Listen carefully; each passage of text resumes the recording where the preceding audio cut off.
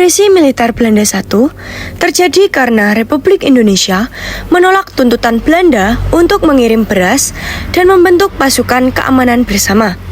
Menurut perjanjian Linggarjati, Belanda secara de facto mengakui wilayah RI yang hanya mencakup Sumatera, Jawa, Madura, dan harus meninggalkan wilayah tersebut paling lambat 1 Januari 1949.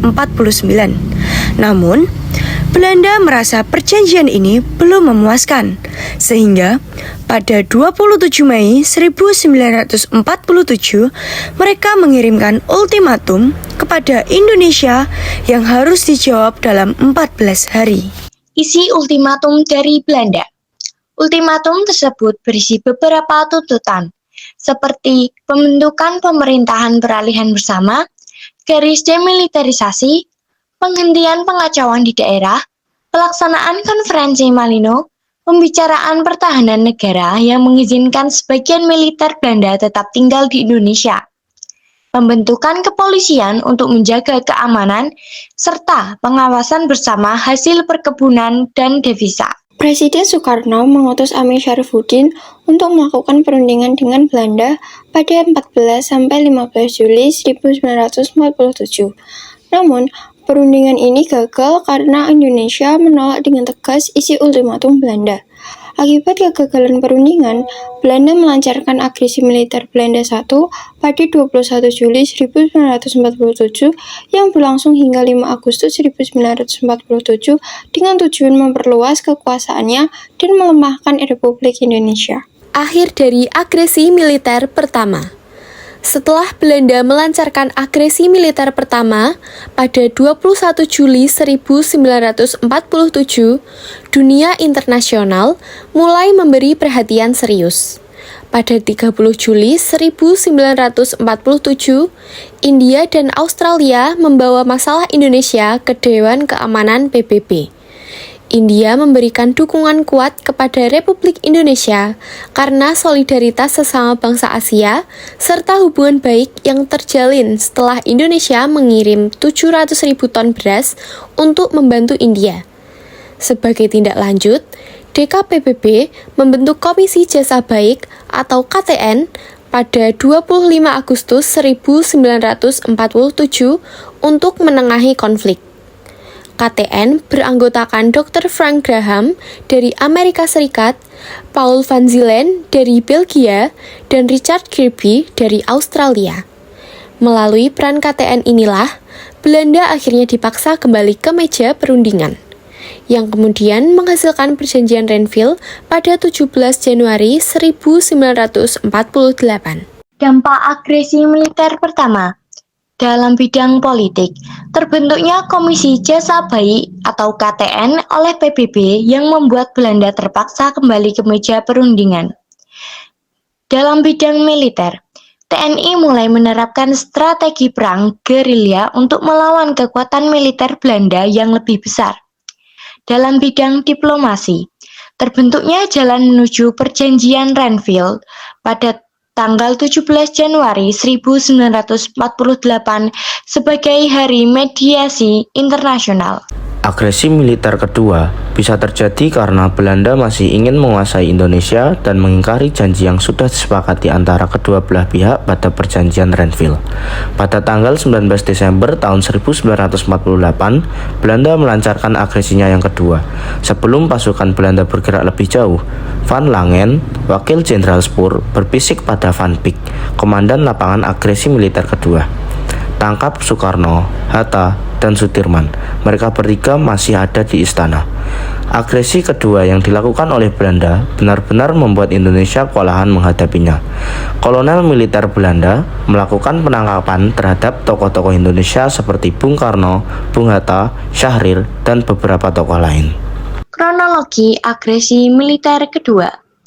Agresi militer kedua dimulai pada tanggal 19 Desember 1948, ketika Belanda menyerang dan berhasil menduduki Yogyakarta, yang saat itu menjadi ibu kota Republik Indonesia. Dalam serangan ini, Belanda menangkap dan mengasingkan tokoh-tokoh penting Indonesia, termasuk Insinyur Soekarno, Muhammad Hatta, dan Sultan Syahrir. Belanda kemudian mengumumkan bahwa Republik Indonesia sudah tidak ada lagi. Namun, semangat perlawanan tidak padam. Jenderal Sudirman walaupun sedang sakit tetap memimpin perang gerilya dari hutan bersama pasukan dan rakyat. Di Sumatera, Syarifuddin Prawira Negara membentuk pemerintahan darurat Republik Indonesia atau PDRI di Bukit Tinggi sebagai bukti bahwa pemerintahan Republik Indonesia masih eksis. Perlawanan rakyat. Rakyat Indonesia tidak tinggal diam. Perlawanan gerilya dilancarkan di berbagai daerah. Salah satu yang terkenal adalah serangan umum 1 Maret 1949 di Yogyakarta. Serangan ini berhasil merebut kota selama beberapa jam dan menunjukkan kepada dunia bahwa Republik Indonesia masih kuat. Dukungan dari tokoh lokal seperti Sri Sultan Hamengkubuwono IX juga sangat besar dalam menyelamatkan pasukan dan memfasilitasi perlawanan. Akhir dari agresi militer II. Agresi militer Belanda II yang dimulai pada 19 Desember 1948 menunjukkan upaya Belanda untuk kembali menguasai Indonesia meskipun kemerdekaan telah diproklamasikan. Serangan ini memang berhasil menduduki Yogyakarta dan para pemimpin bangsa, tetapi tidak mematahkan perjuangan rakyat. Melalui PDRI di Bukit Tinggi, Perang Gerilya Jenderal Sudirman, serta serangan umum 1 Maret 1949, Indonesia membuktikan bahwa Republik masih tetap ada. Tekanan dari dunia internasional seperti PBB, Amerika Serikat, dan negara-negara Asia Afrika akhirnya memaksa Belanda berunding.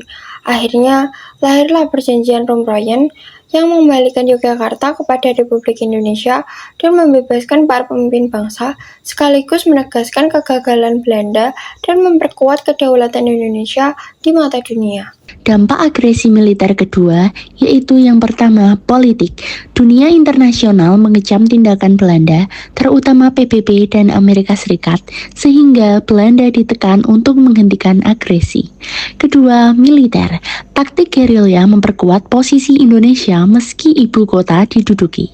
Ketiga, diplomasi. Lahir Perjanjian Romroyen Mei 1949 yang mengembalikan Yogyakarta kepada Republik Indonesia dan membebaskan para pemimpin bangsa. Konferensi Internasional Indonesia. Latar belakang. Pasca Perjanjian Romroyen 1949, pemerintah Indonesia perlu menyiapkan delegasi kuat sebelum menghadapi Belanda dalam Konferensi Meja Bundar atau KMB. Untuk itu, diadakan Konferensi Inter-Indonesia antara RI dan negara-negara bagian bentukan Belanda atau BFO sebagai upaya diplomasi awal.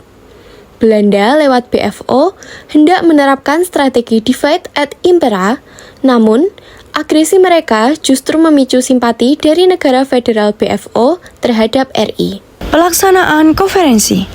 Konferensi pertama 19-22 Juli 1949 di Yogyakarta dipimpin oleh Muhammad Hatta.